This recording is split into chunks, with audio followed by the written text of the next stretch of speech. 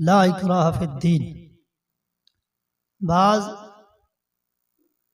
اسلام کے دشمن لوگ کہتے ہیں کہ جناب لا اکراہ فی الدین، کہ جب دین میں جبر نہیں تو پھر دین میں سزائیں کیوں ہیں، حدیں کیوں ہیں؟ تو اس کا جواب یہ ہے کہ انہوں نے دین کو سمجھا نہیں، انہوں نے دین کو پڑھا نہیں، کہ دین کو، اسلام کو سزائیں دینے کا شوق نہیں ہے، بلکہ اسلام نے سزا سے پہلے شرطیں رکھی ہیں، کچھ قیودات ہیں، کچھ احتیاطیں ہیں۔ اعلی حضرت رضی اللہ تعالی عنہ سرکار فرماتے ہیں کہ جب کوئی مرد اور عورت کے بارے میں 3 بندے یہ گواہی دیں کہ ہم نے ان کو زنا کرتے ہوئے دیکھا، کس طرح دیکھا؟ کہ جس طرح ڈول کنویں میں ہوتا ہے، جس طرح مکھل سرما دانی میں ہے، اس طرح ہم نے دیکھا، مگر چوتھا بندہ کہے کہ جناب میں نے ان کو چارپائی پر برہنہ لیٹے ہوئے دیکھا، مگر یہ پتہ نہیں کہ آگے کیا ہوا۔ تو اب اسلام کہتا ہے، شریعت کہتی ہے کہ اس مرد اور عورت کو سزا نہیں دی جائے گی، ان پر حد قائم نہیں ہوگا، بلکہ وہ جو 3 بندے جنہوں نے کہا تھا کہ ہم نے دیکھا، اب شریعت کہتا ہے کہ ان کو سزا دی جائے گی، ان کو 80 کوڑے لگائے جائیں گے۔ تو شریعت میں صرف سزائیں نہیں ہیں، تو ان سے پہلے کچھ قیودات ہیں، کچھ احتیاطیں ہیں۔ نبی کریم صلی اللہ علیہ وآلہ وسلم کی بارگاہ میں ایسا نہیں ہے کہ شریعت میں جو ہوا اور فوراً حد قائم کر دی، فوراً سزا دے دی۔ حضور کی بارگاہ میں ایک صحابی آئے، قربان جاؤں صحابہ کی شان پر، ان کے قوت ایمانی پر، اور کتنا ان کا ضمیر اچھا ہے۔ ایک صحابی آئے جن کا نام حضرت معاذ بن مالک، حضور کی بارگاہ میں آئے، صحابہ بیٹھے ہیں، عرض کی طہرنی یا رسول اللہ، یا رسول اللہ مجھے پاک کرے، مجھے ستھرا کرے۔ اب کتنا صحابی کا ضمیر صاف ہے، کتنا ضمیر ستھرا ہے کہ ایک گناہ کے بوجھ کو بھی برداشت نہیں کر سکے۔ لیکن افسوس ہے کہ ہم گناہوں کے انبار اٹھا کے پھر رہے ہیں، پھر بھی ہمیں کوئی پرواہ نہیں۔ گناہوں کے پہاڑ ہمارے سر پر ہیں، گناہوں کا اتنا بوجھ ہے، لیکن پھر بھی ہمیں فکر نہیں ہے۔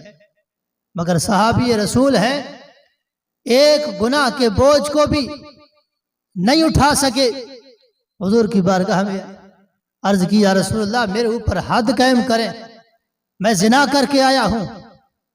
تو اب نبی کریم صلی اللہ علیہ وسلم نے فوراً یہ نہیں کہا صحابہ لے جاؤ اس کے اوپر حد قائم کر دو، اس کو سزا دے دو، بلکہ نبی کریم صلی اللہ علیہ وسلم نے اپنا چہرہ انور کو پھیر لیا دوسری جانب، وہ پھر عرض کرنے لگا۔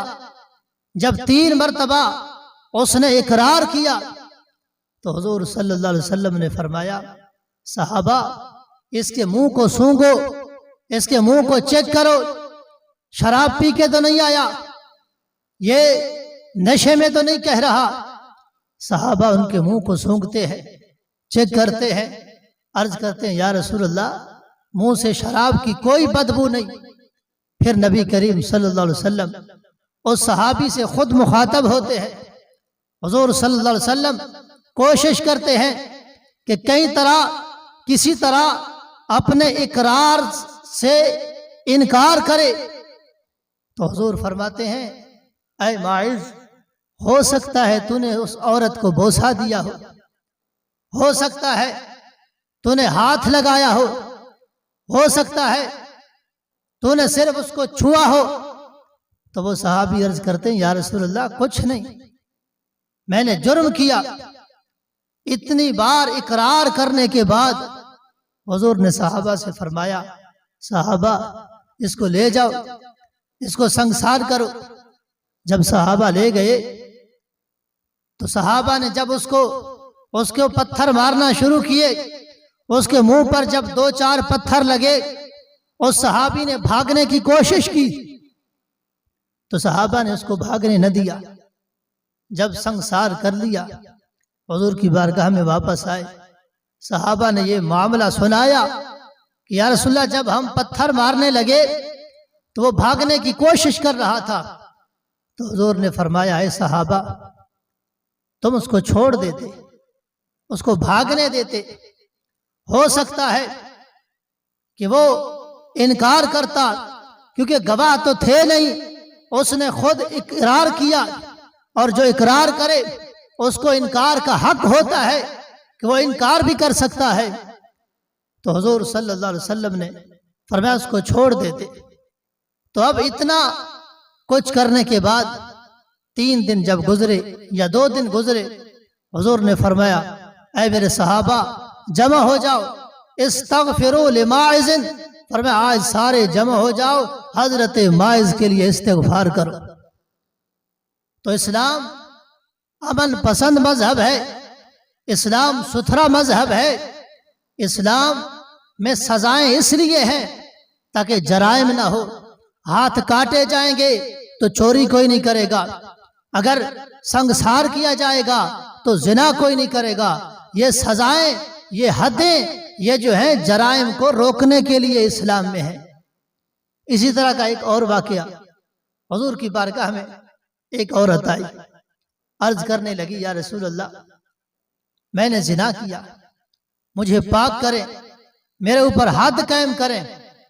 تو نبی کریم صلی اللہ علیہ وسلم نے اس عورت سے کہا کہ تیرے پیٹ میں بچہ ہے، پہلے جاؤ اس بچے کو جنم دو، جب بچہ پیدا ہو تو پھر آنا۔ عورت چلی گئی اور کچھ عرصے بعد گود میں بچہ ہے، بغیر بلائے عورت حاضر ہو گئی۔ نبی کریم صلی اللہ علیہ وسلم نے پھر فرمایا اے عورت دوبارہ چلی جا، اس بچے کی پرورش کون کرے گا؟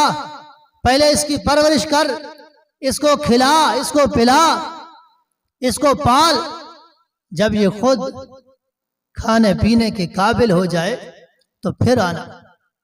اب دوبارہ وہ عورت آئی، جب وہ بچہ بڑا ہو گیا، بچے کے ہاتھ میں روٹی کا ٹکڑا ہے، روٹی اس لیے عورت ہاتھ میں پکڑا کے آئی کہ حضور کو دکھاؤں کہ اب یہ بچہ خود کھانے کے قابل ہو گیا ہے۔ حضور صلی اللہ علیہ وسلم کے سامنے آئی، مگر حضور نے فرمایا اے عورت، اب بھی تیرے اوپر حد کو قائم نہیں کروں گا، پہلے اس عورت کے اس بچے کے کفیل کا انتظام کر کہ تیرے بعد بھی اس کا کوئی کفیل ہو، اس کو کوئی پالنے والا ہو۔ جب کفیل کا انتظام ہو گیا تو پھر نبی کریم صلی اللہ علیہ وسلم نے اس پر حد جاری کرنے کا حکم عطا فرمایا، اور جب حد جاری کر دی گئی تو نبی کریم صلی اللہ علیہ وآلہ وسلم نے ارشاد فرمایا کہ اس عورت نے ایسی توبہ کی ہے کہ اگر پورے مدینے والوں پر اس کو تقسیم کر دی جائے تو سب کے لیے وہ کافی ہو جائے گا۔ تو اسلام میں سزائیں ہیں، یہ جبرن نہیں ہے، اور یہ دہشت گردی کے طور پر نہیں ہے، یہ ظلم کے طور پر نہیں ہے، بلکہ اسلام میں جو سزائیں ہیں وہ جرائم کو روکنے کے لیے ہے، اور گناہ کو روکنے کے لیے ہے، ظلم کو روکنے کے لیے ہے۔ اللہ تبارک و تعالی نے اسلام کو بہترین مذہب بنایا اور اسلام کو ستھرا مذہب بنایا۔ اللہ تبارک و تعالی نے اسلام کے اندر قوانین کو بھی بہترین بنایا۔